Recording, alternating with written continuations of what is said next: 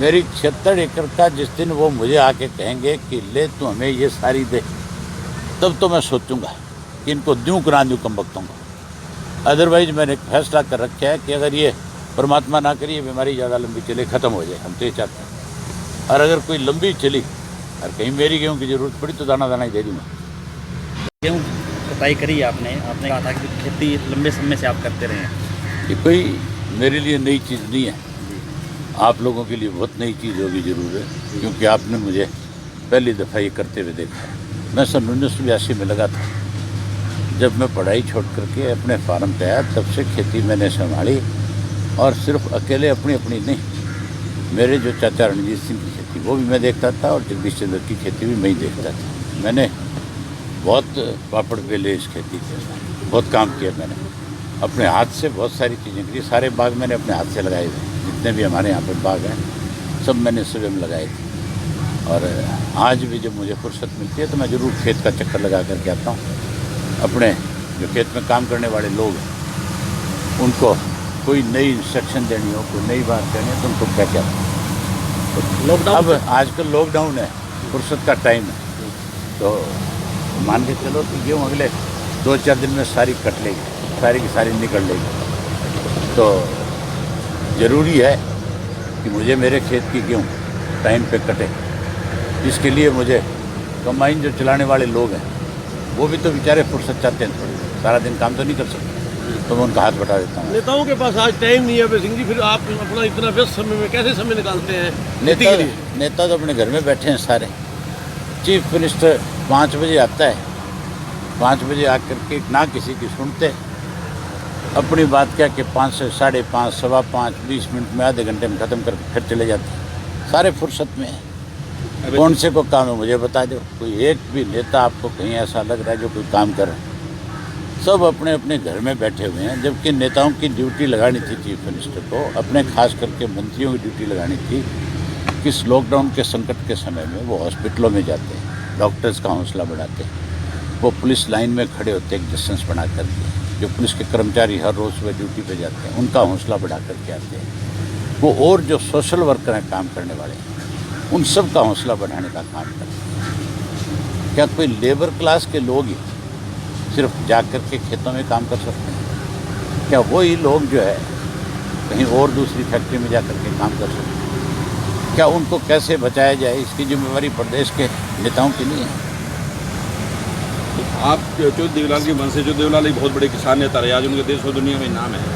आप लंबे टाइम से खेती करते आ रहे हैं, एक खेत की हर परिवार से हैं, तो आज क्या पोजीशन मानते हो आप किसान की और खेती की? फसलों के रेट में किसान को तो लूट लिया। सरकार में बैठे लोग तो सारा दिन कहते हैं एक एक दाना खरीदेंगे, और मुझे लगता है एक एक दाना करके खरीदेंगे सबका। जिस ढंग के आदेश आ जाते हैं, बरासरी गांव का जो सरपंच है उसका जो कजन ब्रदर है उसके पास 2 एकड़ ज़मीन है, मैंने लिस्ट भी आपको मुहैया कराई। उस 2 एकड़ वाले से तो 160 कुंटल खरीदी है, और जिस सरपंच के पास 18 से 20 एकड़ ज़मीन है उसको 2 क्विंटल का नोटिस दिया, अभी 2 क्विंटल लेकर के आ जा। मेरे पास जहाँ 76 एकड़ में गेहूँ है, मुझे कहते तू 5 क्विंटल ले आ। दिवालिया पिट गया कि नहीं पिट गया इनका? ये तो किसान को कैसे परेशान किया जाए। इस इलाके में जौ की खेती होती है, और जो है घर में नहीं रखा जा सकता। हमारे यहाँ कहते हैं जो अगर ज़्यादा दिन पड़ा रहे तो शाट मार जाता है। शाट मारने का मतलब उसमें इतनी गर्मी होती है कि वो अपने आप ही काला पड़ जाता है सारा का सारा।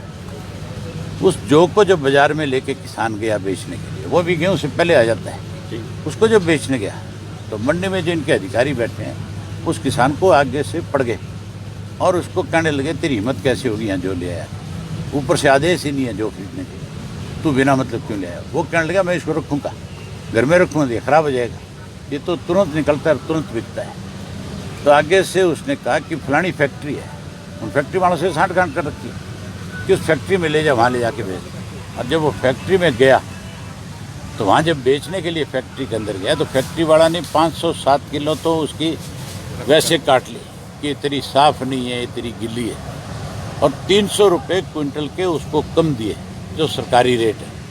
और ऊपर से ये कहा कि अगर तैने कोई छोटी मोटी इधर उधर की बात कहीं बाहर जा कर के करी तो तेरे खिलाफ पर्चा दर्ज करा देंगे। इसी तरह तारी मीरा जो सरसों का दूसरा रूप है, जो बहुत सारी मेडिसिन में काम आता है, उसको किसान जब बाज़ार में बेचने लेके गया तो जो खरीदने वाले हैं, कहीं मास्टर लगा रखे है, कहीं कोई और कर्मचारी कोई जेई लगा रखे है, उनको बेचारों को क्या पता है सरसों क्या है, तारी मीरा क्या है। वो कहने लगे ये पीले रंग का तू सरसों कहाँ से ले आया, ये तो खरीद ही नहीं सकते हम। तो तारी मीरे वाले को भी अपना तारी मीरा अपने घर वापस ले जाना पड़ा। तो दिवालिया हो चुकी है सरकार, ऐप लॉन्च करती है और कोई काम नहीं है स्वयं ऐप लॉन्च करने का। आपने गेहूँ बेची या वो जो परमिशन मिली थी?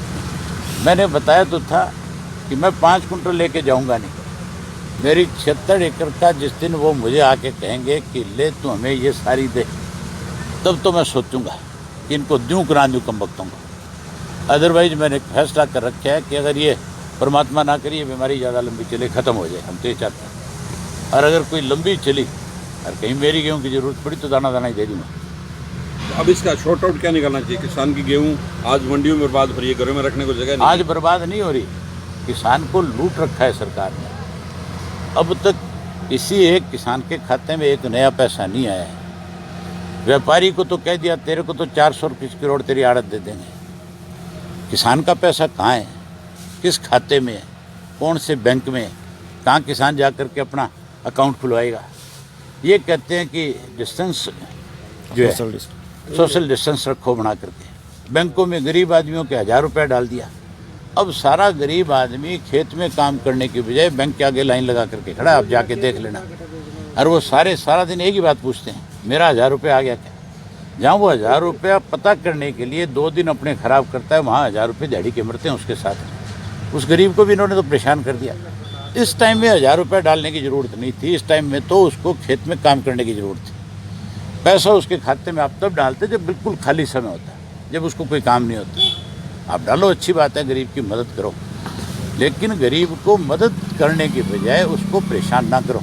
इन्होंने तो उसको भी बैंक की लाइन में खड़ा कर रखा। आप जाते हुए देख लेना बैंकों के आगे। ये अबूसर गाँव रहा, यहीं से आप जाते हुए देख लियो। मेरे गाँव में चले जाओ, बैंक के आगे कितनी लंबी लाइन है, हर बैंक के आगे। तो सारी लेबर क्लास तो बैंक के आगे खड़ी है। इन्होंने एक बड़ी सोची समझी एक बिल्कुल ये तय करके कि किसान को कैसे आखिरी दिन तक तंग किया जाए। इसके लिए उसकी फसल निकालने में भी उसको दिक्कत आए, इसके लिए मजदूर को भी उन्होंने लाइन में खड़ा कर दिया।